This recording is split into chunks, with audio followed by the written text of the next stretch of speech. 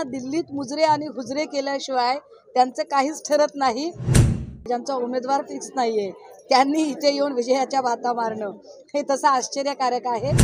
मी जेव्हा काही बोलते त्यावेळेला मी हाताशी माहिती घेऊन बोलते। मुक्तसंवाद यात्रेच्या निमित्ताने जेव्हा प्रत्येक जिल्ह्यांचा आम्ही दौरा केला त्यावेळेला स्पेशली कल्याणच्या न्यायालयातल्या समस्त वकिलांच्या सोबतची मीटिंग मी स्वतः केली होती आणि त्या वकिलांशी जो मुक्तसंवाद साधला तेव्हा त्यांनी सांगितलेलं की सगळ्यात जास्त जो क्राईम रेट आहे हा क्राईम रेट कल्याणमधला आहे आणि म्हणून आमची पहिली जबाबदारी असेल कल्याणमध्ये आणि ठाण्यामध्ये लढताना की इथला क्राईम रेट कसा कमी होईल आणि तो क्राईम रेट कमी करताना इथल्या महिलांना सुरक्षित श्वास घेता येईल का, मोकळा श्वास घेता येईल का आणि इथली जी तरुण बेरोजगार मुलं आहेत त्यांच्या हातांना काम देता येईल।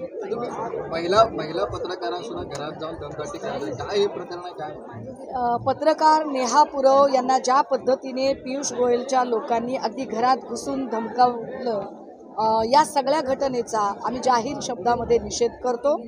कारण एक तर महिला म्हणून तर निषेध आहेच आहे, परंतु लोकशाहीचा चौथा खांब म्हणून वृत्तमाध्यमे आपलं काम पार पाडत असतात। मला वाटतं पत्रकारांच्या सुरक्षेचा मुद्दा पुन्हा एकदा या निमित्ताने ऐरणीवर येतोय।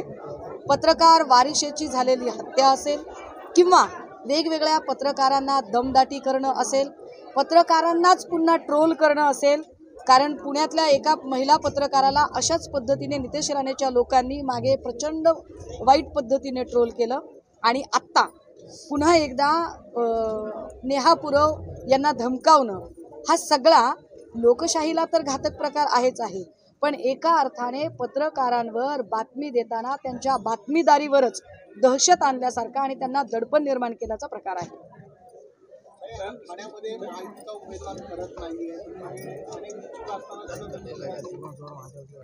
तर बघा बाबा, आणि मला वाटतं या निमित्ताने नकली लोक फार लवकर उघडे पडतात, कारण नकलींना दिल्लीत मुजरे आणि हुजरे केल्याशिवाय त्यांचं काहीच ठरत नाही।